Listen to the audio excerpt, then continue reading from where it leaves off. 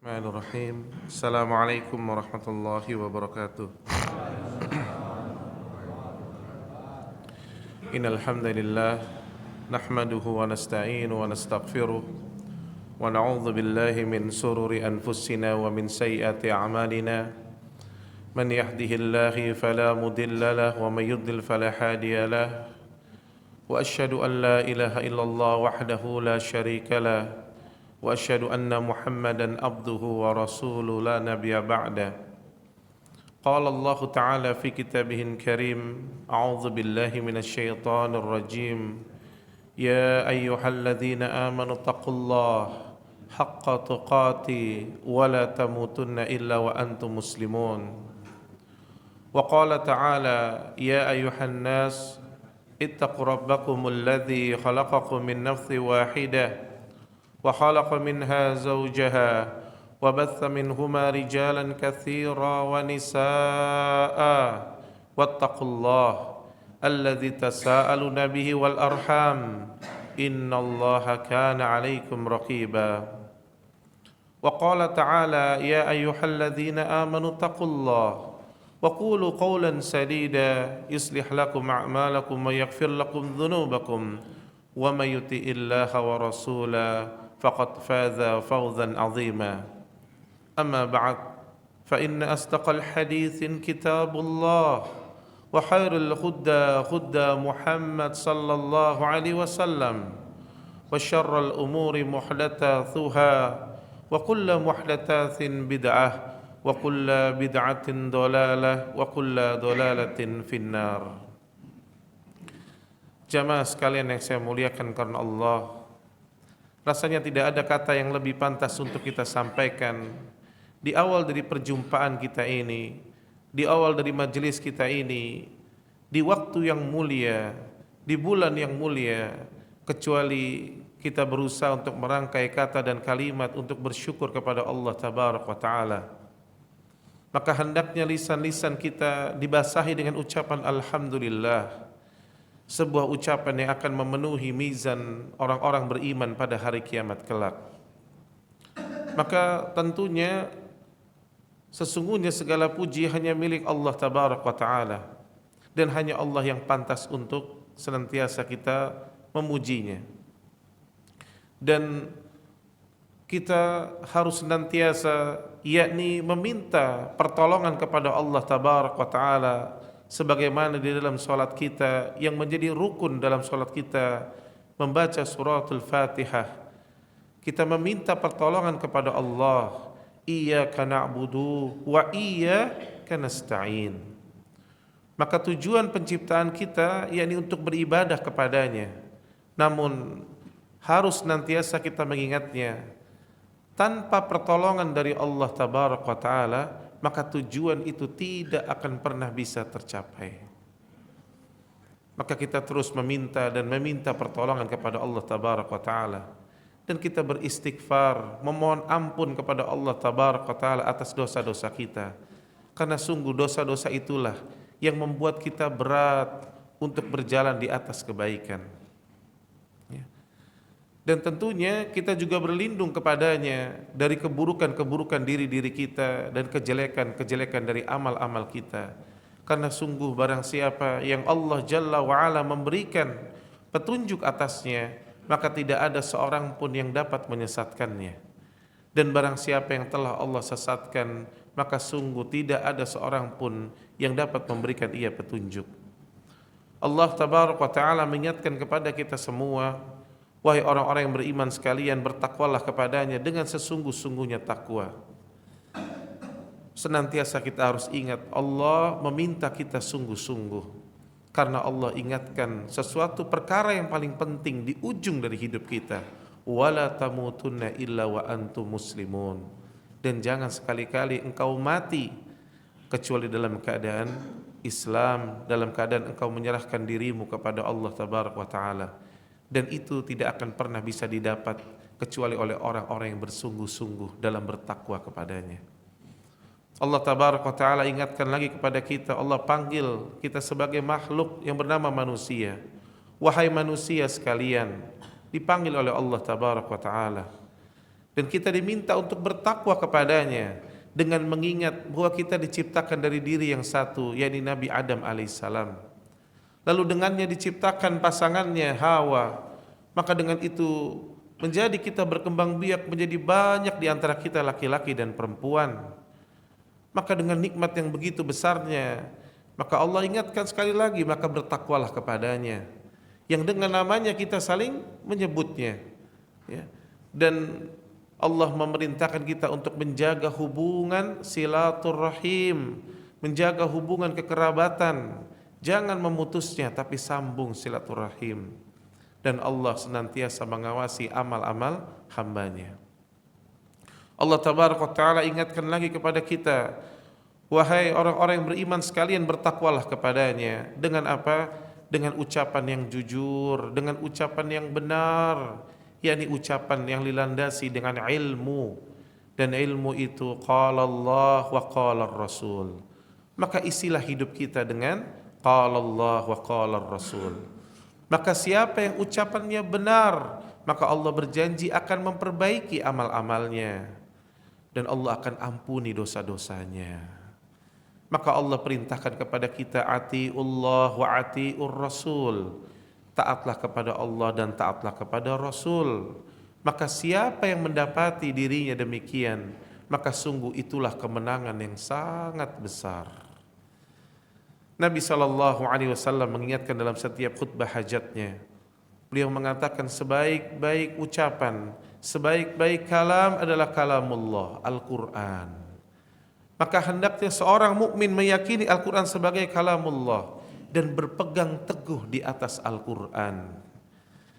Dan sebaik-baik petunjuk untuk menjalankan isi Al-Quran adalah sunnah Nabi Sallallahu Alaihi Wasallam. Maka hendaknya seorang mukmin berpegang erat di atas Al-Quran was sunnah. Dan Nabi telah mengingatkan, siapa yang menggigit dengan gigi gerahamnya kedua perkara tersebut, Al-Quran was sunnah, maka dipastikan ia tidak akan pernah tersesat selama-lamanya. Dan seburuk-buruk perkara dalam agama ini adalah yang diada-adakan. Artinya tidak datang dari Allah, tidak pula datang dari Rasulnya. Maka siapa yang mengada-ada dalam perkara agama, maka dikhawatirkan dia akan jatuh kepada perbuatan yang baru dalam agama. Dan siapa yang jatuh kepada perbuatan yang baru, maka dipastikan dia akan tersesat, walaupun dipandang indah oleh manusia. Dan siapa yang tersesat, maka tempatnya dia akan berada di neraka yang panasnya 70 kali lebih panas daripada sepanas-panasnya api yang ada di dunia ini. Ummatan Islam, selawat dan salam tentunya tidak lupa kita haturkan kepada qudwah kita, baginda Rasulullah sallallahu alaihi wasallam, dan juga kepada seluruh keluarganya, para sahabatnya, dan juga orang-orang yang mengikuti dan membela sunnah beliau sallallahu alaihi wasallam. Saudaraku sekalian, banyak orang mengatakan enggak terasa ya.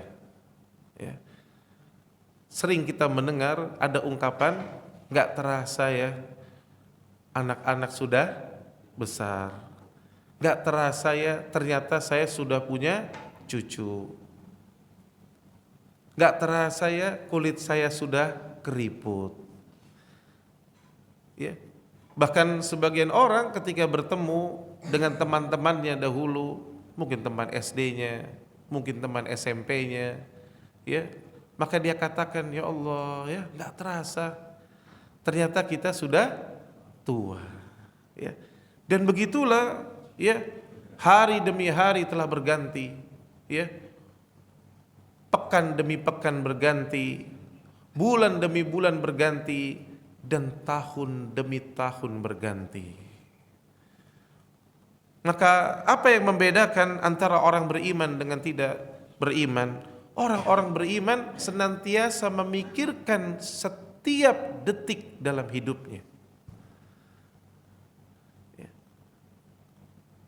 Adapun orang-orang yang tidak beriman, dia lalui harinya, dia lalui detik demi detik, menit demi menit, hanya untuk duniawiyah, hanya untuk yakni memuaskan syahwatnya. Adapun orang-orang beriman dia tahu sebagaimana ucapan Ali bin Abi Thalib radhiyallahu anhum, ad-dunya darul amal, kata beliau.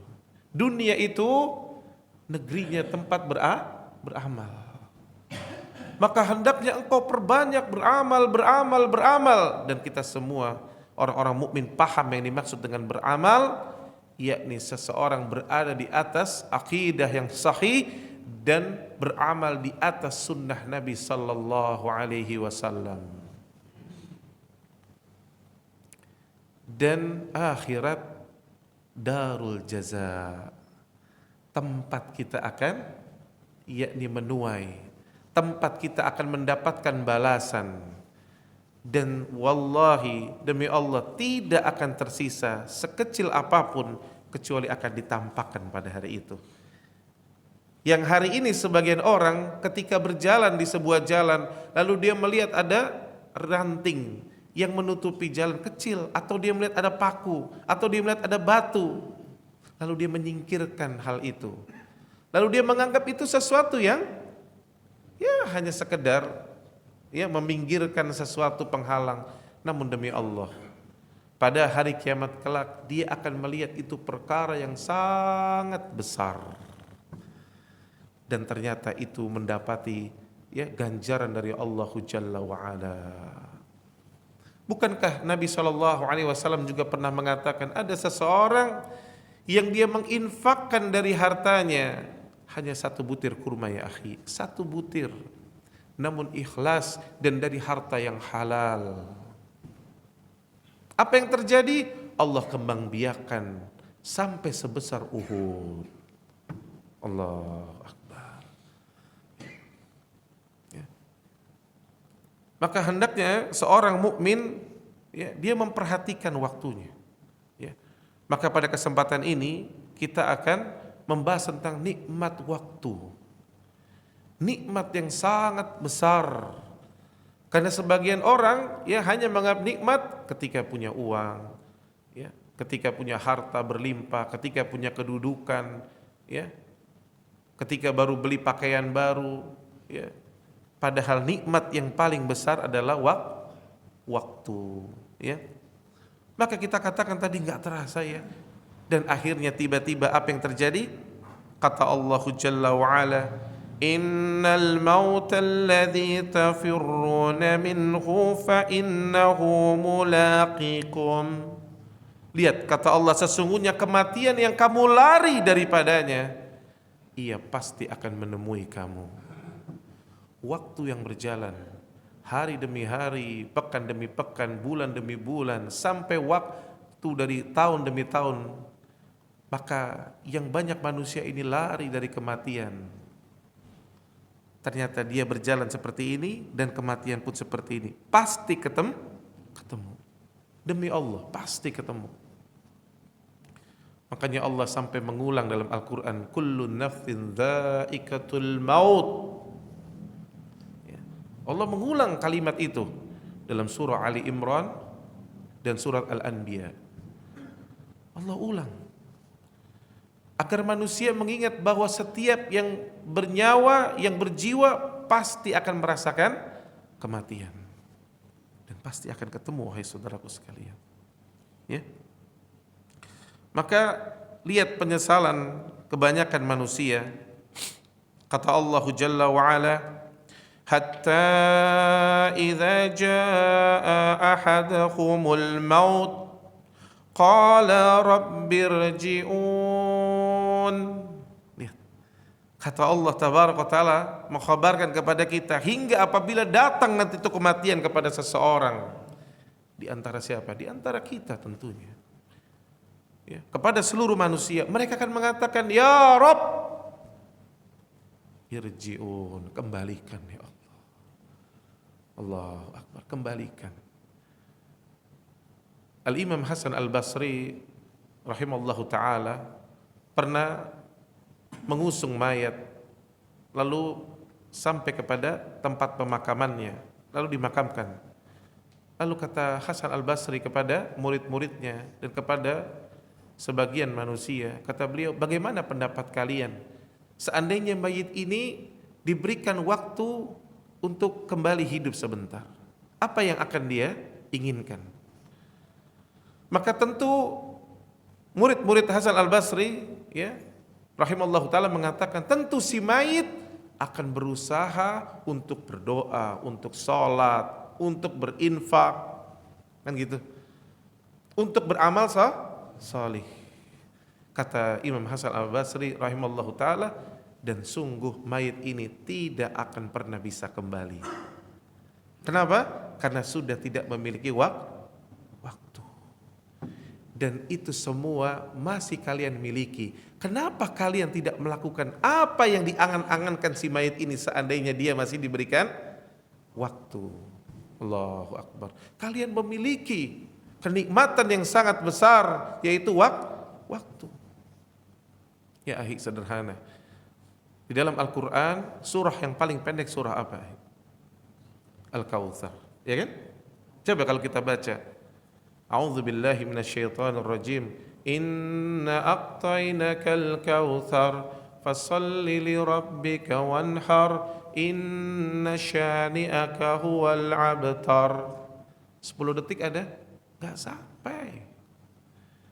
Tahukah antum ada berapa huruf di dalam surah itu? Lebih dari 40 huruf. Kurang dari 10 detik. Dan Nabi SAW mengatakan dalam sabdanya, aku tidak mengatakan alif lam mim itu satu huruf, tapi alif satu huruf, lam satu huruf, mim satu huruf. Dan setiap huruf dalam Al-Quran akan diganjar menjadi 10 kebaikan. Maka kalau antum meluangkan kurang dari 10 detik membaca salah satu surah dalam Al-Quran yang paling pendek, maka itu telah mencukupi antum mendapatkan lebih dari 400 kebaikan. Allahu Akbar. Ya. Maka waktu ini luar biasa. Ya. Seseorang membiarkan dirinya ya, tanpa memanfaatkan waktunya dari kebaikan, sungguh dia berada dalam kebodohan. Ya. Lihat, Allah Tabaraka wa Ta'ala juga mengkhabarkan banyak manusia dalam surah Al-Mu'minun di ayat ke-107 dalam potongannya. Bukankah banyak manusia mengatakan Rabbana ahrijna minha, minta kepada Allah dikeluarkan tuh dari akhirat, minta kembali lagi kepada dunia. Untuk apa? Untuk beramal yang dulu waktunya disia-siakan. Maka nikmat yang sangat agung adalah al-waktu. Ya? Maka waktu ini sangat besar, sangat agung nikmat yang Allah Tabaraka wa Ta'ala. Maka lihat di dalam Al-Quran ada sebuah surah yang sampai-sampai Muhammad bin Idris Asy-Syafi'i rahimallahu ta'ala mengatakan, seandainya Allah tidak menurunkan Al-Quran kecuali dengan satu surah ini, maka telah cukup sebagai peringatan bagi manusia. Bayangkan, ini surah ya, kita semua, hampir semua kita hafal. Dan Imam Syafi'i rahimallahu ta'ala dengan kealiman beliau, kefakihan beliau, beliau mengatakan seandainya Allah Jalla wa'ala tidak menurunkan Al-Quran kecuali surah ini, maka telah cukup, faqat, cukup sebagai yakni peringatan kepada manusia. Karena Allah langsung mengatakan wal asr. Allah membuka surah ini dengan wal asr. Allah bersumpah dengan perkara yang agung. Apa itu? Waktu. Demi masa, demi waktu asar, itu tafsirnya. Wal asr. Allahu Akbar. Ya. Kemudian Allah Tabaraka wa Ta'ala memberikan khabar kepada kita. Kata Allah apa? Innal insana lafi khusr. Sesungguhnya kata Allah Tabaraka wa Ta'ala, sungguh-sungguh manusia itu secara umum, secara global berada di dalam kerugian. Kenapa rugi, Pak? Karena dikaitkan dengan sumpah Allah yang di awal ayatnya wal asr. Karena manusia banyak membuang-buang waktu. Karena kerugian itu, ya Pak ya, Seseorang itu dikatakan rugi, dia kehilangan sesuatu yang berharga. Itu yang pertama, Pak.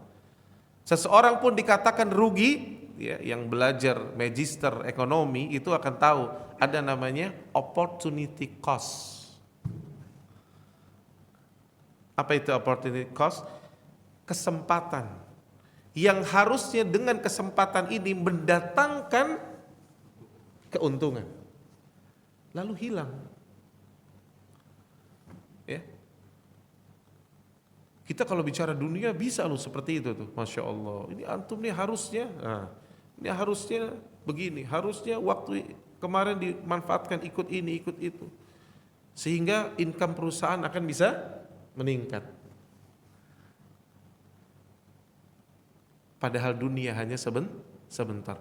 Padahal akhirat itu kekal abadi. Kenapa kita tidak memperhatikan? Maka ada seseorang yang diberikan kesempatan oleh Allah Tabaraka wa Ta'ala enggak dimanfaatkan. Maka dia kehilangan, yakni banyak keuntungan. Ini yang disebut dengan kerugian. Lalu Allah Tabaraka wa Ta'ala mengatakan pengecualian, kecuali siapa? Alladzina amanu. Yang pertama, orang-orang yang beriman. Maka orang-orang yang tidak beriman, Pak, dipastikan rugi dalam hidupnya, dipastikan. Dan iman di sini artinya di atas akidah ahlus sunnah wal jamaah, di atas akidah yang sahih, di atas kalimat la ilaha illallah Muhammadur Rasulullah. Ya, karena hari ini harus jelas, Pak. Karena orang mengatakan beriman, oh iya, agama di seberang sana juga ngaku beriman, kan gitu, Pak. Maka kita katakan yang dimaksud dengan beriman di atas kalimat la ilaha illallah Muhammadur Rasulullah. Ini orang yang dikatakan betul-betul beriman. Maka perhatikan, agar tidak rugi, pertama harus beriman. Allah pun meletakkan di awal. Maka ya, para ulama menasihatkan kepada kita hendaknya seseorang memperhatikan imannya, perkara akidahnya. Ini penting, Pak. Ya.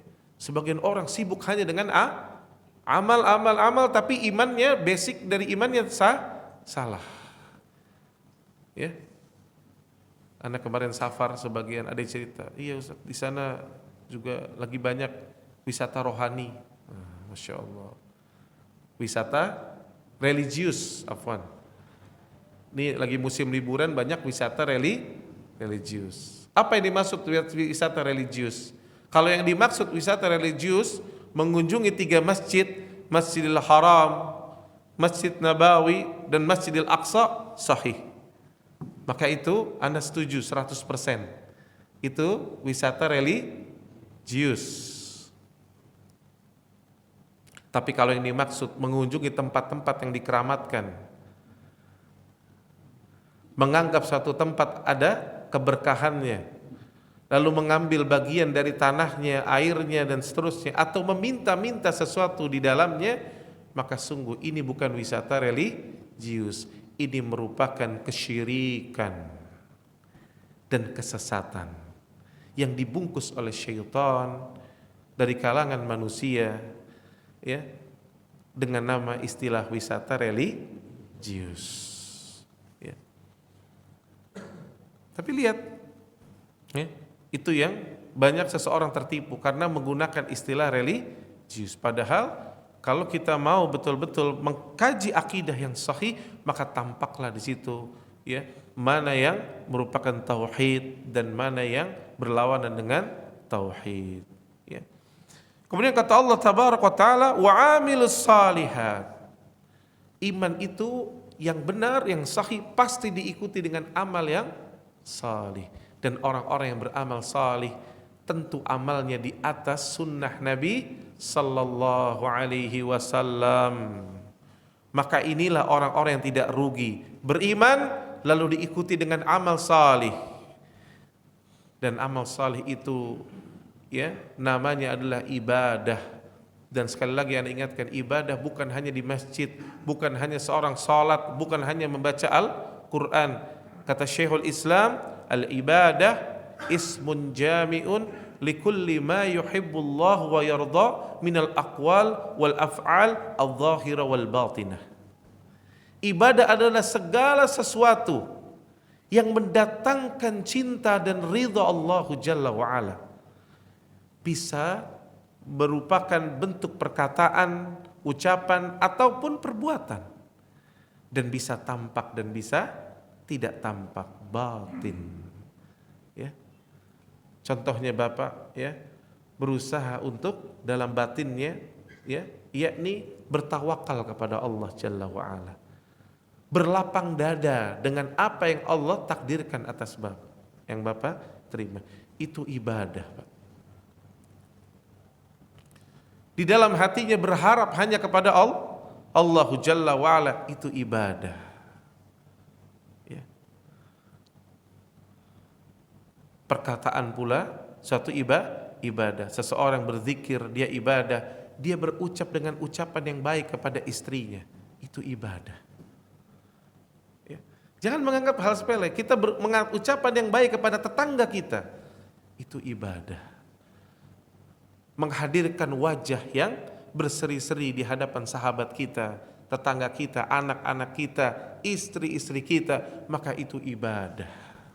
Allahu Akbar. Dan itulah amal salih. Ya. Dan Allah Tabaraka wa Ta'ala ya, setelah beramal salih, watawasau bil haqqi watawasau bis sabr, dan jalannya senantiasa saling menasihati di atas perkara hak dan di atas kesabaran.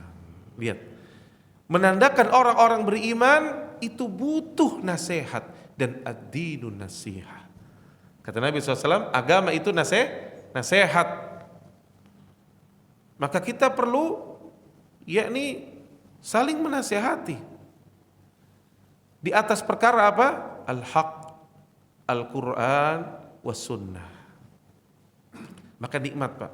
Orang yang gak berugi itu makanya ya, coba dia memiliki teman, dia memiliki anak, dia memiliki istri, saling menasehati dalam perkara yang ma'ruf, saling menasehati, saling mengingatkan. Indahnya hidup seperti itu, Pak. Ya. Enak punya sahabat berjalan, punya anak, punya istri, saling menasihati di atas kebaikan. Karena kenapa perlu menasihati, Pak? Karena manusia tempatnya lupa, tempatnya salah. Kalau kita masih bermuamalah dengan namanya makhluk yang bernama manusia, wajar manusia itu jatuh kepada kesalahan, dan obatnya adalah nasihat. Nasihat di atas perkara yang hak. Makanya dikatakan di atas yang hak, kenapa? Karena nasihatnya berhujjah dengan Al-Quran was sunnah. Maka siapa yang nasihatnya tidak berisikan dari Al-Quran dan sunnah, maka tidak bisa dikatakan al-haq, walaupun dipandang baik oleh manusia. Ya. Kan hari ini ada nasihat yang seperti itu, Pak. Sudahlah, tidak perlu menyampaikan perkara-perkara yang bisa ya membuat perpecahan umat. Bahasanya seolah-olah bagus nih. Maka gimana? Sudah nggak usah ngomong-ngomongin tentang masalah iman, masalah tauhid, nggak usah. Nanti terjadi perpecahan. Ya sudahlah. Yang penting kan sama-sama semua niatnya baik, kiblatnya sama kok. Ya. Gitu. Ya. Makanya lihat hari ini kaum muslimin banyak yang tertipu. Ya. Melihat, lihat tuh, sampai ada yang berucap, tuh lihat, orang-orang Syiah lebih baik daripada orang Sunni. Mereka berani menyerang Israel. Berarti dia lebih benar daripada orang-orang Sunni, gitu. Padahal mereka tidak tahu tipu daya yang mereka lakukan. Sehingga sebagian orang tertipu dengan apa yang dia lihat. Demi Allah, kalau antum sudah tertipu dengan apa yang dilakukan oleh Syiah hari ini, bagaimana seandainya nanti Dajjal datang? Dia menurunkan hujan dengan jarinya, mendatangkan emas dengan bongkahannya di hadapanmu. Bukankah engkau akan menyembah kepada Dajjal akhirnya? Mengatakan Dajjal itu adalah kebenaran, dan Dajjal pasti itu akan mengatakan, aku adalah Tuhan kalian. Hujan turun, Pak, cuman begini, Pak. Belum Dajjal, baru media meliput, langsung tertipu, mengatakan Syiah lebih baik daripada Sunni, lebih berani melawan Yahudi. Allahu Akbar. Karena tidak betul-betul memahami Al-Quran was sunnah. Nah ini makanya pentingnya menasihati di atas al-haq dan juga menasihati di atas kesabaran. Kenapa butuh kesabaran? Karena kesabaran itu bagian dari ketakwaan, wahai saudaraku. Demi Allah, antum duduknya di majelis ini butuh kesabaran ya. Antum sholat subuh butuh kesabaran. Antum sholat malam, bangunnya antum dari mulai bangunnya, demi Allah, Allah ingin melihat antum bangun, berjalannya antum ke tempat, yakni kamar mandi, membersihkan diri, bersuci. Bahkan ada yang mandi, Allahu Akbar. Lalu engkau berdiri, Allah ingin melihat engkau berdiri. Demi Allah, Allah telah gugurkan dosa-dosamu sejak engkau bangun. Allah gugurkan dosa-dosamu. Engkau memuji Allah Jalla wa'ala, berjalan, membersihkan diri, berwudu. Allah ingin engkau melakukan itu, dan Allah ingin bersihkan dirimu. Dan Allah ingin melihat engkau ruku dan sujud, menangisi dosa-dosamu. Dan apa yang kau minta Allah kabulkan, dan Allah ampuni dosa-dosamu, karena Allah ingin mengangkat derajatmu. Allahu Akbar. Ya. Maka butuh kesabaran. Dan Allah mengatakan tentang perkara kesabaran begitu tingginya dan berkaitan dengan ketakwaan di akhir surat Ali Imran. Ya ayyuhalladzina amanu isbiru wasabiru warabitu wattaqullah la'allakum tuflihun. Lihat. Setelah Allah memanggil orang-orang beriman, apa perintahnya? Isbiru. Disuruh bersabar. Dan kuatkanlah kesabaranmu. Dan disuruh menjaga perbatasan kota-kota kaum muslimin. Dan Allah langsung mengatakan wattaqullah. Lihat. Dikaitkan dengan ketakwaan. Maka para ulama menjelaskan tidak ada ya ketakwaan kecuali dengan kesabaran, dan kesabaran itu bagian dari ketakwaan. Dan apa yang didapat? La'allakum tuflihun, agar engkau beruntung. Allahu Akbar. Agar kita beruntung. Maka siapa yang memberuntung, dia menasihati kesabaran. Ya. Seorang misionaris, ya, kata seorang syekh pernah bercerita, ya, ada misionaris, demi Allah, dia masuk ke pedalaman-pedalaman, Pak. Sabarnya dia menyebarkan kesesatan. Maka kata syekh ini, demi Allah, kalau misionaris ini di atas kesesatannya begitu bersabarnya, maka kita lebih berhak untuk bersabar karena kita di atas kebenaran, kita di atas ketakwaan, di atas tauhid, di atas sunnah Nabi sallallahu alaihi wasallam. Maka harus kuatkan kesabaran, ya. Maka lihat Allah tabaraka taala bersumpah dengan surah ini, ya, yang merupakan, ya, sumpah Allah tentang keagungan dan nikmatnya waktu, ya, nikmatnya waktu yang diberikan kepada manusia. Ya. Rasulullah sallallahu alaihi wasallam, ya, di dalam hadis riwayat Bukhari dalam sahihnya, kitab Sahih Bukhari, ya, Nabi sallallahu alaihi wasallam mengingatkan kepada kita. Qala Nabi sallallahu alaihi wasallam, nikmatani. Kata Nabi sallallahu alaihi wasallam, nikmatani, ada dua nikmat. Ya. Ada dua nikmat, ya, yang kebanyakan manusia, nikmatani maqmunun fihima katsirun minan nas. Yang banyak nih, kebanyakan manusia ini menganggapnya, ya, sesuatu yang ringan, sesuatu yang, ya, membuat banyak manusia tertipu. Ya. Apa itu? As-sihatu wal faragh. Yakni sehat, dan yang kedua waktu luang. Ya. Pertama sehat. Orang baru menikmati rasa sehat ketika sudah sakit. Baru dia sadar betapa nikmatnya. Yang kedua waktu luang. Berapa banyak orang hari ini ada waktu luang tadi Anda katakan? Apa kerjaannya hari ini orang waktu luang? Buka handphone, buka YouTube. Jujur deh, jangan ada dusta di antara kita. Kan gitu kan? Kebanyakan nih, kita bilang kebanyakan nih. Ya, walaupun wajah-wajah antum insya Allah buka mushaf, mudah-mudahan insya Allah. Ya. Tapi ini Antum sekarang bisa lihat, bisa mengevaluasi diri sendiri. Dalam handphone kita nih ada satu perangkatnya, softwarenya yang bisa melihat kita setiap pekan itu, nanti ada evaluasi itu. Antum buka apa aja paling banyak. Coba antum evaluasi diri antum. Kalau yang keluar mushaf, yang keluar kutubus sittah, antum baca, YouTube peringkat berapa? 10. Wah, masih bagus. Tapi kalau YouTube peringkat 1, peringkat 2 Instagram, peringkat 3 Facebook. Al-Quran, ya Allah. Ya, maka beristighfarlah kepada Allah Jalla wa Ala. Ya. Nikmat yang Allah berikan, dan ingat Allah akan tanya itu, wahai saudaraku. Seluruh nikmat, waktu apapun itu Allah akan tanya. Ya. Lihat Nabi SAW pernah satu ketika di waktu malam, beliau lapar sekali, Pak. Maka keluar rumah dalam keadaan kondisi perutnya lapar. Gak lama Abu Bakar keluar juga, Pak. Ternyata Abu Bakar juga lapar. Jalan lagi, gak menemukan makanan nih mereka waktu itu. Ketemu lagi Umar, akhirnya bertiga-tiga, Pak, jalan dalam keadaan kondisi perut lapar. Akhirnya ditolong dan dijamu oleh sahabat Jarir bin Abdullah, ya, radhiyallahu anhu.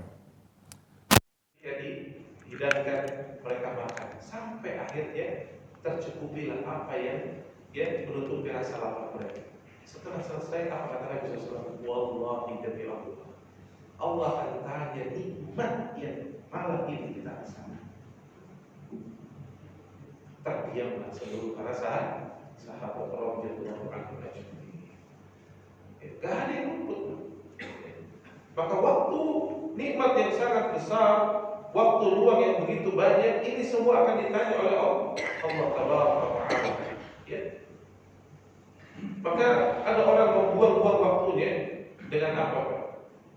Hanya dengan menghitung-hitung harta. Ya. Menghitung-hitung harta. Ya. Kata Allah Tabaraka wa Ta'ala, alladzi jama'a malan wa 'addada. Ya. Hobinya gimana? Ngumpul-ngumpul harta, ngitung-ngitung.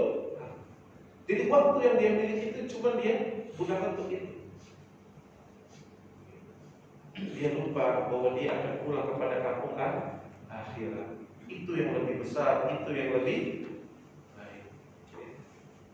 Maka dia jadikan hartanya itu luar biasa. Waktu, ya, yang diberikan oleh Allah Taala, ya, dia sia-siakan, dan dia hanya memikirkan mengumpul-ngumpul harta dan menghitung-hitungnya, dan dia mengira harta itu akan mengekalkan dia. Ya. Dan sudah banyak sebenarnya korbannya. Ya. Lihat anak-anak muda, ketika masih muda cari harta luar biasa. Ketika sudah usia di atas 40, hartanya biasanya itu sudah makin banyak, kan? Top-topnya nanti menjelang 50 nih bagus harta yang banyak. Tapi pas periksa lab, kolesterol sudah mulai gula darah, prahipertensi, kata dokter. Pak, tolong jangan makan ini, jangan makan itu, kan gitu, tolong kurangi. Akhirnya harta yang tadi dia pikir akan mengekalkan dia, ujung-ujungnya dia tidak nikmati. Ya, itulah ketertipuan, sudah banyak ini, korbannya sudah banyak. Tapi lagi-lagi manusia tidak bisa memahami tentang perkara umur. Dahulu orang-orang di Madinah, di zaman tabi'in dijelaskan, ya, bahwa ketika mereka masuk usia 40 tahun saja, mereka sudah retire, sudah pensiun, Pak, dan memfokuskan dirinya untuk beramal, tidak lagi memfokuskan untuk menumpuk harta. Bayangkan. Karena mereka kenapa? Sudah hampir sampai, Pak. Sudah hampir sampai. Kita ini sadar nggak sadar, Bapak sudah hampir sampai. Dan Umar bin Khattab radhiyallahu anhu setiap kali mendengar kabar si fulan wafat, kata Umar apa? Besok akan ada suara yang mengatakan Umar mati. Allah, lihat, beliau menasihati diri beliau sendiri. Besok akan ada seruan mengatakan Umar mati. Dan nama kita pun begitu. Besok pun akan ada yang menyebutnya. bahwa kita telah mati. Dan sakit Pak, apapun itu cuma sekedar ceritanya. Saya ingatkan, kita boleh tetap sebagai manusia kita ambil ibrah lalu orang menjaga kesehatan silakan. Tapi ingat Pak, itu hanya sekedar cerita. Tapi the point, apa poin pentingnya Pak? Time is up. Waktu sudah habis. Kalau Anda katakan, oh enggak, jaga kesehatan, buktinya ada orang yang sangat ketat menjaga kesehatannya, tubuhnya atletis, rajin olahraga, makan makanan yang dijaga, tidak makan gorengan, tidak makan asin-asin dan seterusnya, minumnya air putih, teh hijau, kopi tanpa gula. Ternyata pembuluh darah pecah, dibawa ke rumah sakit sebentar, nggak cukup, wah, tubuh atletis, sering olahraga, nggak ketemukan, diikat di bawah 90. Kan gitu ya? Artinya ada juga. Kalau mengatakan ada yang muda, gini, kalau dari sisi usia, betul, kita boleh mengatakan kalau berbicara dari sisi usia, yang lebih tua kemungkinan wafatnya lebih dari secara bicara umur, sahih. Tapi kalau sudah bicara person to person, maka kemungkinannya adalah 50-50 sama. Tidak ada yang berani mengatakan si fulan udah pasti duluan matinya. Kalau sudah bicara person per person. Tapi kalau bicara secara global, iya, orang yang sudah lebih tua tentunya lebih dekat kepada kematian. Tapi kalau dan sekarang anak muda banyak sekali yang mati. Waktunya telah habis. Maka waktu ini adalah modal dari manusia. Modal dari manusia. Lihat perkataan Imam Hasan Al-Basri, ya. Kata Imam Hasan Al-Basri, ya, "Ya Adam," ya. Kata beliau, "Wahai anak Adam, inna ma'antal ayyam." Sesungguhnya kalian adalah kumpulan-kumpulan hari, kata Imam Hasan Al-Basri. "Kullama dhahaba yawmun dhahaba ba'du."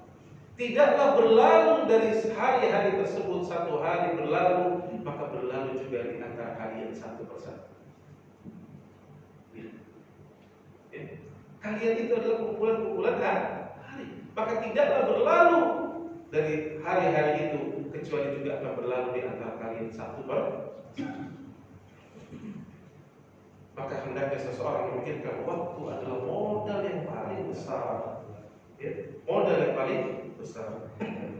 Maka nasihat dari Umar bin Abdul Aziz rahimahullah taala, ya, yang merupakan cicitnya dari Umar bin Khattab radhiyallahu anhu, kata beliau, "Innal laila wal nahar ya'malani fika fa'mal fihi ma." Kata beliau, sesungguhnya malam dan siang itu bekerja terhadapmu. Maksudnya terus datang bekerja, datang sini berganti. Maka kata beliau, beramalah. Setiap malam dan siang itu beramalah. Jangan sia-siakan waktu.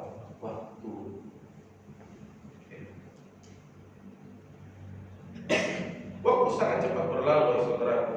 Ya. Maka lihat, ada seseorang pernah berkata kepada Amir bin Abdul Qais rahimahullah taala. Ini Amir bin Abdul Qais salah satu seorang tabi'in. Maka ada seorang berkata kepada beliau, kita ngobrol-ngobrol ya. Kita gimana Pak? Sering kayak gitu ngobrol-ngobrol ya. Lagi warung kopi. Kadang-kadang ada ikhwan juga itu. Ustaz, ada waktu nggak kapan kita ngobrol-ngobrol Ustaz? Ngobrol apa dulu nih kan? Kalau ngobrol yang produktif untuk dakwah, tapi ngobrol-ngobrol aja Ustaz. Udah lama kita nggak pernah ngobrol-ngobrol Ustaz, gimana? Apa kata? Ya, Amir bin Abdul Qais rahimahullah taala kata beliau, kalau gitu kau bisa nggak tahan dulu matahari? Kalau kau bisa tahan matahari, ya kita ngobrol nih kalau gitu. Masalahnya matahari terus berjalan, nggak bisa. Maka kalau obrolan yang nggak penting, cuma ngobrol kalau gitu.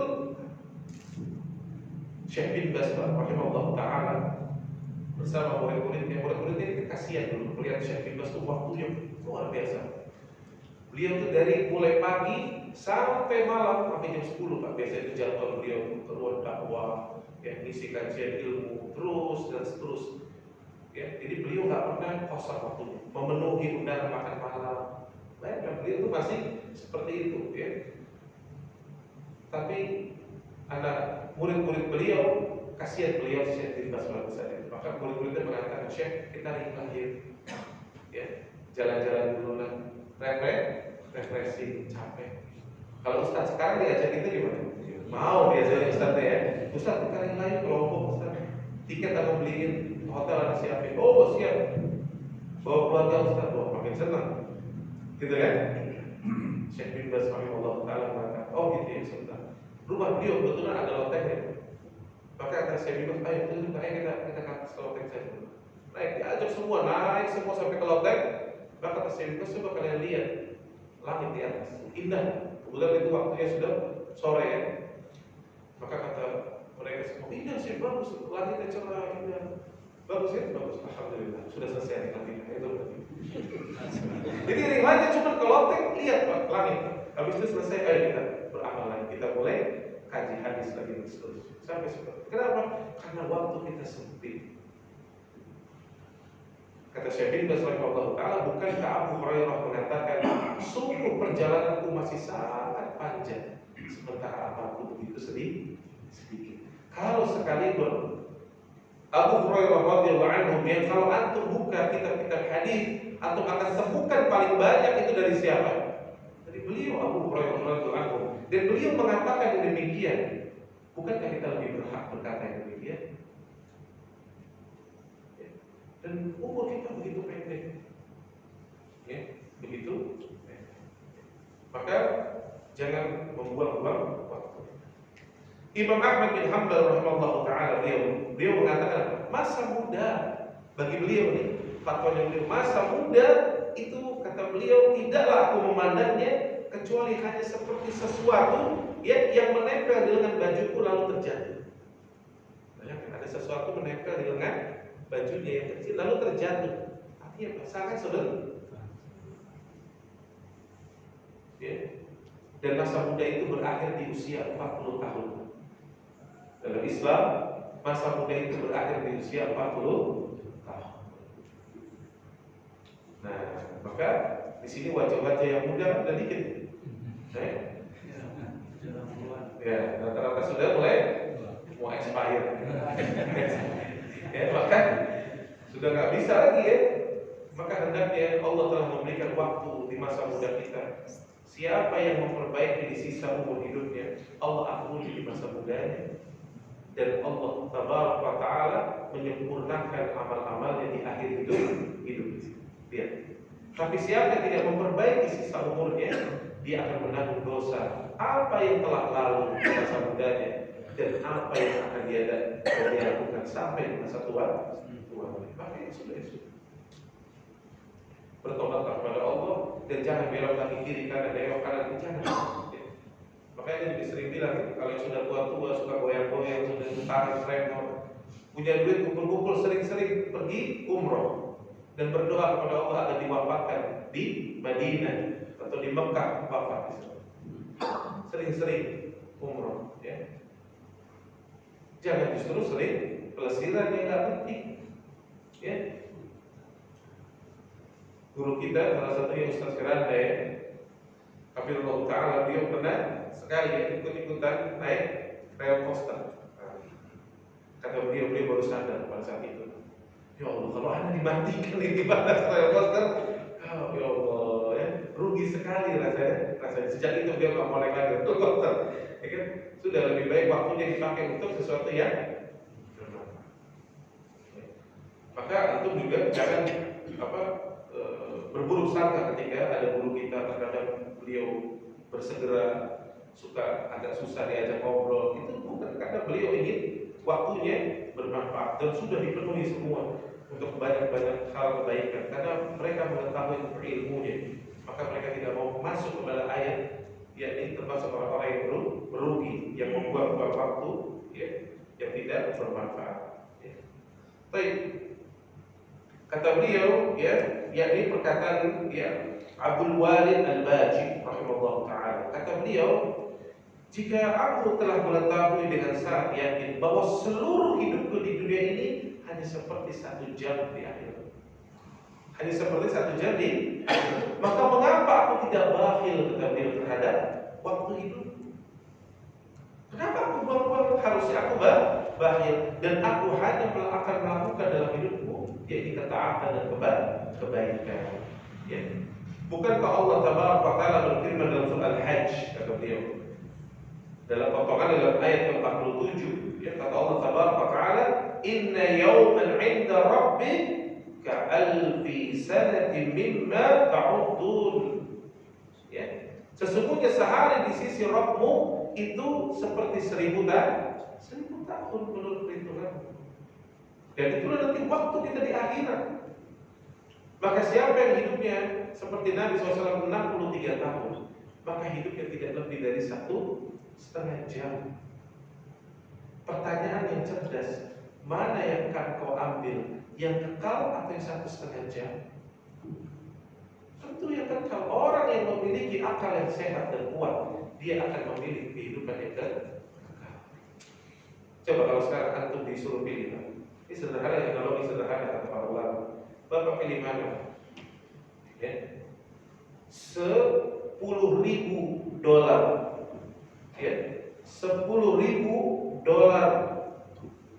yakni fana, atau 1 miliar, ya, kekal. Tentu orang yang memiliki akal yang sehat memilih 1 miliar yang kekal. Dan camkan baik-baik, akhirat lebih baik daripada 1 miliar yang kekal. Ya, wal akhiratu khairu wa abqa. Maka waktu ini sangat penting, sangat penting. Ya, lihat kata Allah Tabaraka Taala kepada banyak makhluknya, manusia, ya, di pada mahsyar. Antum bisa buka dalam surah, yakni Al-Mu'minun ayat 112 sampai 114. Ya, kata Allah Jalla wa Ala, qala kam labithtum fil ardi 'adada as-sinin. Ya, kata Allah, berapa tahunkah kalian hidup di muka bumi? Ya, Allah tanya. Ya, berkata nih kebanyakan manusia semuanya nanti, labithna yawman aw ba'da yawmin fas'alil 'adin. Kami tinggal di bumi. Ketika habis ditanya, mereka menjawab, sehari atau cuma setengah hari, ya? Ternyata manusia mengatakan apa? Sehari atau setengah hari. Karena Bapak bayangkan, di padang mahsyar saja kita nanti itu 50.000 tahun. Panjang. Loh. Ya. Maka ketika ditanya berapa lama di bumi hidup, sehari atau setengah hari, maka kata Allah, tanyakanlah kepada mereka yang menghitung. Coba tanya.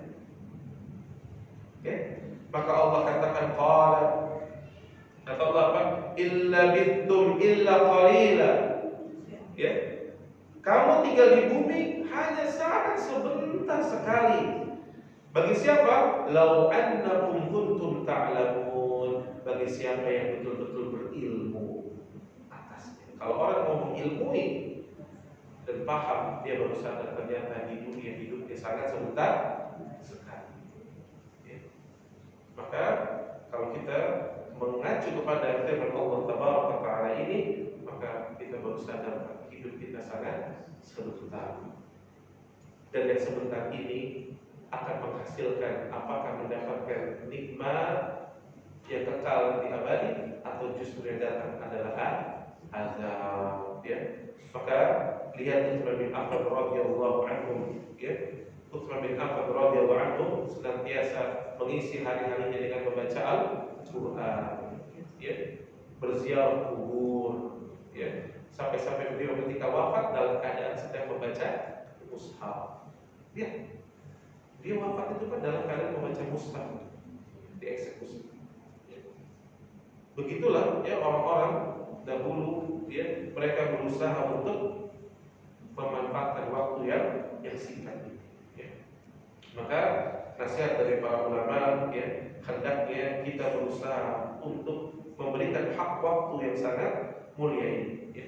Sebagaimana perkataan Abu Bakar Asy-Siddiq ya radhiyallahu anhu, dia mengatakan sesungguhnya Allah memiliki hak pada waktu siang dan dia pun ya memiliki hak pada waktu malam.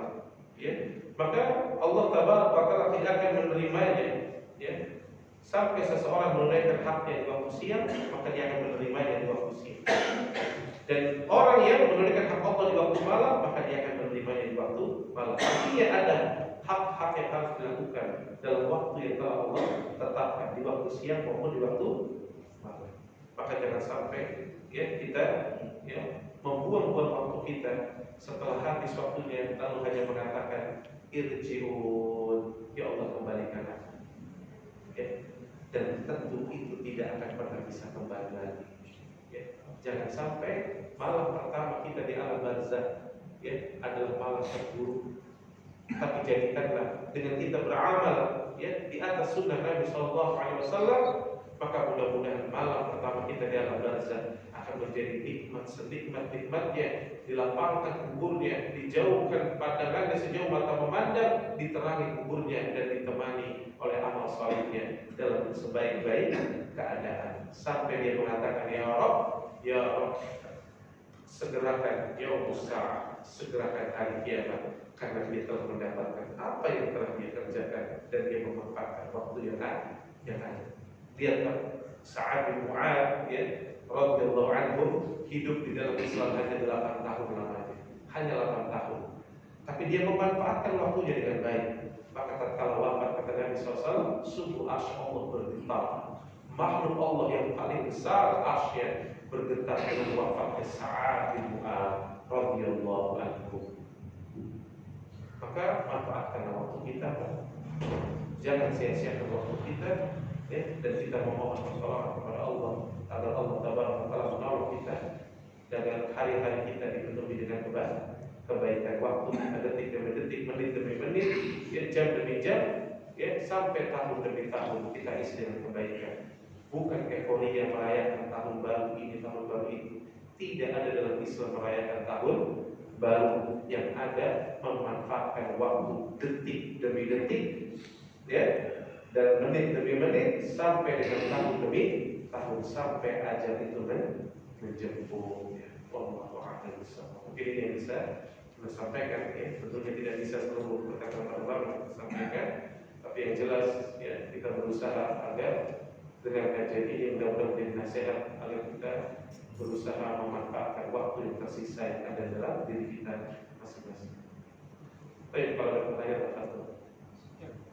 Ya, silakan. Assalamualaikum warahmatullahi wabarakatuh. Waalaikumsalam.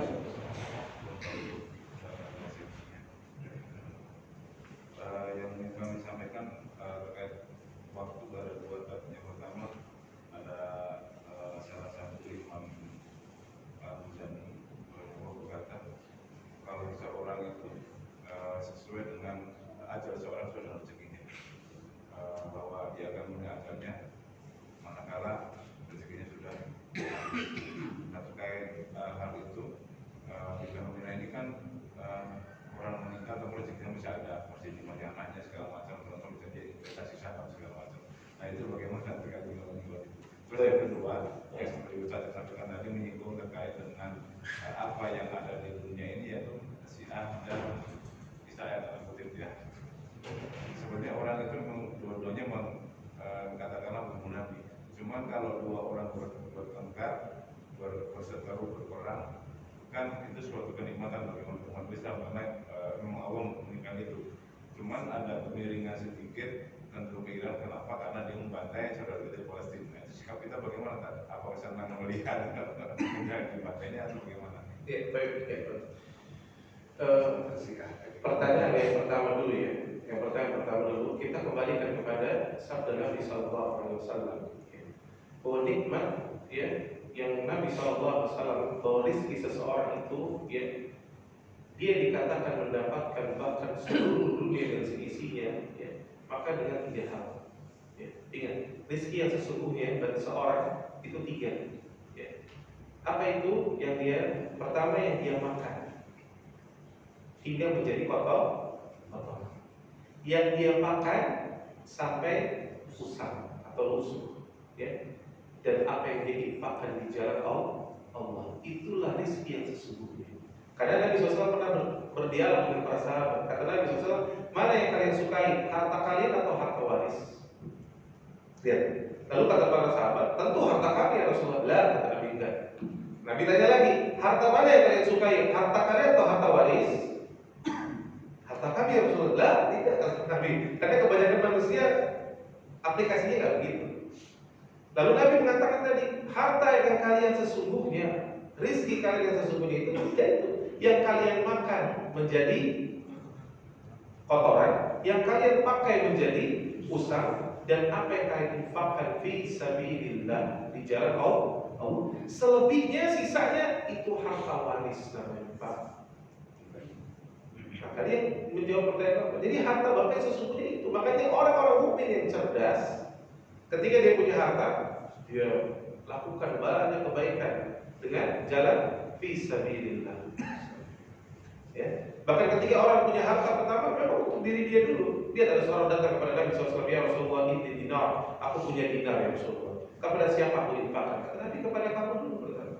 Masih ada ya Rasulullah? Kepada keluargamu. Masih ada ya Rasulullah? Kepada kerabatmu. Masih ada. Setelah itu kau lebih tahu kepada siapa ya.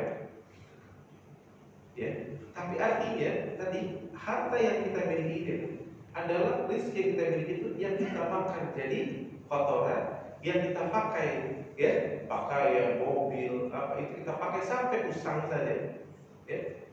Dan apa yang kita infakkan di jalan Allah. Selebihnya harta waris, Pak. Dan kebanyakan manusia ternyata lebih suka harta waris. Ini nasihat dari Nabi SAW. Makanya kebanyakan manusia lebih suka disimpan apa diinfakkan? Simpan karena sindrom angka ya. Hobinya buka internet banking. Kalau angkanya nambah senyum-senyum dia. Wah, nambah nih. Duitnya nggak dipegang, Pak. Duitnya nggak dipegang, nggak di apa. Cuma seneng aja lihat angkanya nambah. Ketika angkanya turun, langsung panik. Apalagi yang investasi saham, ya. Yang jelas saham di sini, ya hukumnya adalah haram. Ya. Dalam Islam kita boleh beli saham, boleh kalau beli saham itu betul-betul buat usaha.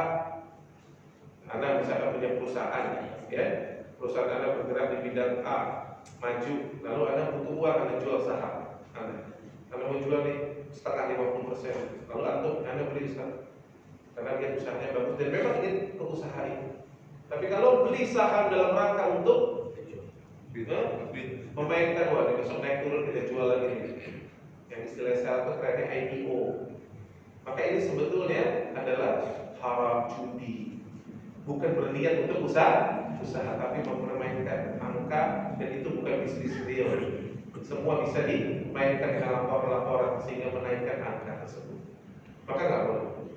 Ya. Maka yang jelas Pak tadi pertanyaan yang pertama itu ya, yang jelas harta kita sesungguhnya. Jadi jangan mengatakan, oh rezeki kita masih ada, rezeki atau sudah selesai, atau mati selesai. Selesai. Nggak ada lagi rezeki atau berarti sudah sempurna. Ya. Sisanya harta waris. Baik, yang kedua, ya, bagaimana sikap kita terhadap hal tersebut? Tentu ini masalah besar, masalah perang, masalah jihad, masalah besar yang boleh berfatwa adalah ulama kibar. Perhatikan. Jadi kalau ada ustaz Pak suka ngomongin politik, terlalu ngomong-ngomong masalah-masalah besar, dia berfatwa, camkan dia tersesat. Saya katakan. Karena masalah besar yang boleh berfatwa ulama kibar, ini masalah umat yang besar. Karena salah antum dalam berfatwa akan mempengaruhi dan merusak stabilitas nasional. Tidak sesederhana itu. Ya, contoh ada katakan ya, sederhana itu. Contoh, ya. Ketika terjadi pernah ada pemboman di Prancis oleh seorang Khawarij pada saat itu. Maka pada saat terjadi pemboman terjadi korban, ya, orang-orang kafir di sana tentunya. Apa yang terjadi? Dari kerajaan Saudi langsung bersegera memberikan surat bela sungkawa dan seolah-olah meletakkan bendera setengah tiang. Sebagian orang akan mengatakan, "Wah, ngapain ini?" Padahal tujuan dari Saudi menetralisir untuk di awal. Kenapa Pak? Agar kaum muslimin tidak dibunuh-bunuh itu. Ada namanya syiah syariah kalau antum baca. Ya. Termasuk ketika di zaman Nabi SAW, Nabi pernah lagi sholat nih, ya, di Mekah. Ketika ruku diletakkan di punggungnya isi perut onta, dan para sahabat semua menyaksikannya, dan tidak ada yang membela satupun. Kenapa? Gak punya kekuatan. Tapi apakah setelah itu Nabi mengatakan, oh kalian ya penakut, berarti tidak membela Allah dan Rasulnya? Apakah begitu? Tidak. Karena Nabi tahu kondisi saat itu. Makanya ada katakan ya, untuk memahami perkara-perkara yang besar ini, biarkan para ulama kibar yang memberikan nasihatnya dan fatwa. Jangan kita sekedar semangat-semangatan ya. Tapi bukan berarti kita gak punya semangat jihad. Karena kata Nabi SAW, siapa yang mati dalam salah satu kematiannya, artinya orang yang mati tanpa pernah punya niat untuk berjihad, maka dia mati di antara salah satu cabang kemunafikan. Tapi jihadnya sesuai syar'i, bukan sekedar semangat-semangatan. Nah, adapun kita melihat sekarang fenomena tersebut tadi saya katakan, maka ketika para ulama diam, kita diam. Tidak perlu kita berkomentar begini dan seterusnya. Tapi kalau dikatakan apakah kita senang ketika Yahudi ditembaki, Yahudi pemukimannya dihancurkan? Iya, kita senang. Mana dalilnya? Surat Ar-Rum. Gulibatir Rum. Ya, ketika bangsa Romawi dalam beberapa dekade ketika berperang dengan Persia, maka dikalahkan dulu kan bangsa Romawi. Lalu setelah beberapa tahun kata Allah kembali dimenangkan. Lalu apa kata Allah? Dan orang-orang beriman ketika itu berbahagia. Bukan mendukung dalam arti akidahnya orang Romawi, tapi Persia ketika itu memerangi kaum muslimin lebih jahat. Ya, menduduki tempat-tempat kaum muslimin lebih jahat. Maka pada saat itu kaum muslimin merasa berbahagia dengan kemenangan bangsa Romawi. Paham ya, Pak? Walaupun nanti di akhirnya kita baca sejarah lagi, di zaman Umar bin Khattab dan di zaman setelahnya bahkan menaklukkan kota-kota yang diduduki Romawi dan Persia. Selesailah, dan Islam pada saat itu berjaya. Ya. Namun yang saya katakan tadi, masalah terperincinya jangan berkomentar. Kita nggak tahu, Pak. Ya, jangan sampai apalagi tadi melontarkan ucapan-ucapan yang berbahaya sebetulnya.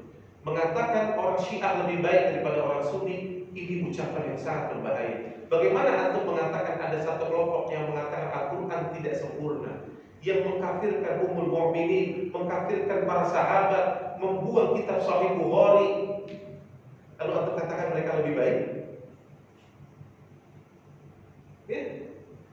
Kalau antum lihat sejarah ketika bangsa Mongol dahulu membunuhi hampir 1 juta kaum muslimin, siapa yang membuka pintu itu sehingga Al-Sunnah dibunuh? Siapa yang belajar sejarah dia akan tahu pelakunya orang-orang Syiah. 1 juta loh kaum muslimin disembelih. Lebih berat, Pak. Jangan sampai seseorang bermudah-mudahan dengan yang begitu. Ya, maka hari ini kita jangan terpancing, ya, jangan jatuh kepada kesalahan. Adapun kita kepada kaum muslimin di Palestina, tetap kita membelanya sesuai kemampuan kita. Fattaqullahu mastata'tum, dengan memberikan harta, dengan menyumbangkan harta kepada mereka dan mendoakan mereka siang dan malam, mendoakan agar Allah berikan pertolongan kepada mereka. Tapi bukan dengan memberikan acungan jempol kepada orang-orang Syiah. Ya, jangan sampai demikian. Ya, jangan sampai demikian. Tapi yang terakhir, Pak. Terima kasih, Pak. Assalamualaikum warahmatullahi wabarakatuh. Waalaikumsalam. Sedikit menyimpang dari tema. Ada cuplikan ayat Atiqullah wa atiqur Rasul wa ulil amri. Kalau kita mengikuti Allah dan Rasul sudah pasti. Tapi di sini adalah yang saya tanyakan, ulil amrinya ini seperti apa? Sedangkan kita kan hidup bernegara dan berbangsa. Apakah kita ikuti ulama atau pemerintah? Itu satu. Yang kedua adalah la ikraha fid, itu perkara beragama tidak ada unsur paksa. Tapi bagaimana korelasinya dengan ketika kalau kita sudah beragama, kita ada penekanan kewajiban untuk beramal soleh dan sebagainya. Nah, ini seringkali dalam diskusi kristologi muncul, Pak. Sedangkan mereka non-muslim tahu ayat itu. Bagaimana, Pak? Bagus ya, bagus. Yang pertama Pak, pemahaman yang pertama dulu ya, yang tentang sebelum la ilaha illallah. Jadi yang Bapak tanyakan yang pertama saya lupa. Oh ya, surah An-Nisa ayat 59. Ya ayyuhalladzina amanu, Allah panggil orang-orang beriman. Atiullah, atiur rasul, wa ulil amri minkum. Ya. Maka ayat itu Pak sebetulnya ayat yang merupakan pokok dari akidah Ahlus Sunnah wal Jamaah. Ya. Kata Allah Taala, wahai orang-orang yang beriman, dipanggil orang beriman, taatlah kepada Allah dan taatlah kepada Rasul. Nah, taat kepada Allah dan Rasul ini menyatu Pak. Kalau Bapak pelajari dari sisi bahasa, maka sudah jelas menyatu. Artinya apa? Ketaatan kepada Allah dan Rasul mutlak. Hukumnya mutlak. Ya. Dan Allah baru menggandengkan ada waw di situ. Wa ulil amri minkum. Artinya ulil amri di sini para pemimpin amir, para umara, para ulama yang mereka kembali ketaatannya kepada Allah dan Rasulnya. Karena prinsipnya Pak, la ta'ati li makhluk fi ma'siyatillah. Tidak ada ketaatan kepada makhluk dalam memaksiati Allah. Maka kita taat kepada pemimpin kita. Kita harus taat kepada ulama-ulama kita selama ketaatannya itu disandarkan kepada Allah dan Rasulnya. Kalau tidak ada ketaatan. Paham ya Pak ya? Sehingga contohnya kita dalam beragama, dalam bermasyarakat tadi Bapak katakan, kita taat kepada Allah, kepada Rasul dan taat kepada ulil amri. Apa? Contoh, ulil amri telah menetapkan 1 Syawal, ya, itu tanggal sekian misalkan, karena telah mengikuti. Dari mana menetapkannya? Ulil amri kita mengumpulkan seluruh tokoh-tokoh, lalu melihat dengan cara mengikuti sunnah Nabi SAW, ya, dengan ru'yatul hilal. Dalam hadis Bukhari, ya, bahwa kita disuruh melihat ru'yatul hilal. Hadisnya sahih. Berarti pemimpin kita ngikutin sunnah kan? Ikut. Berarti taat nggak? Taat, gitu Pak. Lalu ada ormas mengatakan misalnya, oh enggak, 1 Syawalnya jatuhnya hari ini. Mana yang kita taat? Pemerintah atau ormas? Pemerintah. Sahih. Ya, itu Pak. Ya. Kemudian dalam hidup sehari-hari Bapak lihat misalkan ada lampu merah, ada lampu merah ini taat ya sama ulil amri. Taat karena untuk kemaslahatan. Jangan mengatakan lampu merah nggak ada dalam Al-Quran Ustaz. Jadi nggak usah taat, salah. Ya. Maka kita taat kepada rambu lalu lintas karena itu termasuk kepada menjaga kehidupan manusia. Ya. Maka kita taat. Dan alhamdulillah Pak, di negara kita ini bisa dikatakan mayoritas apa yang dilakukan oleh pemerintah kita sebetulnya bersesuaian semua dengan Al-Quran dan Sunnah Nabi SAW. Dan kita patut bersyukuri kita bisa hidup di negeri yang kita cintai di Indonesia. Karena kalau kita di luar sana, ya Allah, ternyata jauh lebih berat. Gak usah kita bicara jauh-jauh, antum nyebrang dikit ke Singapura aja, itu sudah sulitnya menerapkan hukum Islam. Karena bagi kita kadang-kadang hukum Islam cuma rajam. Padahal enggak. Sholat antum mengumandangkan azan itu hukum Islam. Saum di bulan Ramadan hukum Islam. Haji antum diurusin. Masya Allah. Ini nih nikmat. Ya Pak ya. Jadi kita taat kepada pemerintah, ulama kita Pak, selama bersesuaian. Tapi kalau tidak bersesuaian, maka tidak ada ketaatan kepada makhluk. Lalu tapi bagaimana? Kita nasihati, kita doakan. Itulah Ahlus Sunnah. Bukan memberontak jadi-jadian, tidak. Karena bisa jadi pemimpin kita belum tahu atau ada syubhat, ya Pak ya. Maka nggak boleh sembarangan mengkafir-kafirkan pemerintah. Ini orang-orang Khawarij, ya. Sebagian ya seperti pemimpin kita yang lalu, ya. Kita ada sering mendengar, walaupun kita bukan pendukungnya, bukan. Tapi ada orang sampai mengatakan, oh itu orang komunis tuh. Dulu ada yang dikatakan presiden kita yang sebelumnya dikatakan komunis. Anda katakan ittaqillah, bertakwalah kepada Allah. Demi Allah, Anda melihat sendiri dia masih sholat, dia masih saum. Ya. Bagaimana antum katakan komunis? Ini ngaco ini orang-orang ini, ya. Nggak boleh menuduh sembarangan. Walaupun kita tidak bersetuju dengan beliau, bukan kita boleh menuduh seseorang semau kita. Islam bukan boleh, tapi doakan pemimpin kita, ya Allah, mudah-mudahan beliau diberikan hidayah, diberikan taufik dan seterusnya. Ya. Ada pun pertanyaan yang terakhir, yang kedua, la ikrah fiddin. Ini maksudnya Bapak, bahwa Allah Taala tidak pernah memaksa seseorang, ya, tidak ada paksaan seseorang untuk masuk ke dalam Islam. Makanya dalam Islam Pak, ketika berperang antara orang-orang beriman dengan orang-orang kafir, maka mereka memilih apakah mereka yakni bisa membayar jizyah kalau mereka kalah, ya, atau mereka masuk dalam Islam. Tapi tidak ada paksaan Pak. Lalu apa kaitannya kok disuruh bertakwa, suruh taat, suruh ini? Karena ini Pak, sederhananya, kalau orang memahami ketika dia mengatakan saya seorang muslim, artinya saya seseorang yang telah menyerah kepada Allah Jalla wa'ala. Karena artinya muslim, artinya Islam, wala tamutunna illa wa antum muslimun, dan jangan engkau sekali mati kecuali dalam keadaan menyerahkan dirimu kepada Allah. Dan orang yang sudah nyerah gimana Pak harusnya? Orang yang sudah nyerah itu aturan. Gak pernah dipaksa masuk Islam Pak. Tapi kalau antum sudah masuk Islam, Islam punya aturan. Sama seperti bapak memasukkan anak bapak ke satu sekolah, kan itu. Hari Senin pakai baju putih-putih, Selasa sampai Kamis pakai baju putih biru, Jumat pakai baju koko. Lalu anak bapak ganti Pak, hari Senin dia pakai baju koko, Selasa sampai Kamis dia pakai putih-putih, hari Jumat dia pakai putih biru. Kira-kira bapak dipanggil nggak kepala sekolah? Dipanggil kan? Nah, terus kepala sekolah bilang gimana? Pak, mohon maaf ini anaknya nggak taat Pak, nggak sesuai dengan aturan kami, gitu kan? Terus bapak bilang, ya kan nggak boleh ada paksaan dong, kan hak asasi manusia. Yang penting pakai baju Pak, gitu kan? Maka apa kata Pak kepala sekolah? Pak, betul, kami tidak akan memaksa anak bapak, tapi sekolah kami punya aturan, seragamnya sudah ada aturan. Kalau bapak, anak bapak mau sekolah di sini, tetap sekolah di sini, maka ikuti aturan. Kalau tidak mau, monggo bapak tahu di mana pintu gerbangnya. Kan kira-kira gitu kan? Betul nggak? Ya, sama Islam gitu Pak. Maka ketika masuk Islam ada aturan, ya, ada rukun iman, rukun Islam. Kalau kamu mau masuk Islam, ya ikutin ini. Kalau nggak mau, ya monggo, silakan, nggak ada paksaan. Mau kafir, silakan kafir. Nanti Allah yang akan, ya, mengadili dia pada hari yang Allah nggak paksa. Karena ingat Pak, keimanan kita, ketaatan kita tidak mengokohkan dan menambah sedikit pun kerajaan Allah.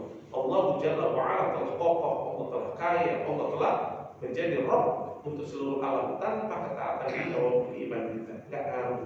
Begitu pula kekufuran kita nggak ngaruh. Kalau kita beriman, kita yang beruntung. Kalau kita kufur, kita yang rugi.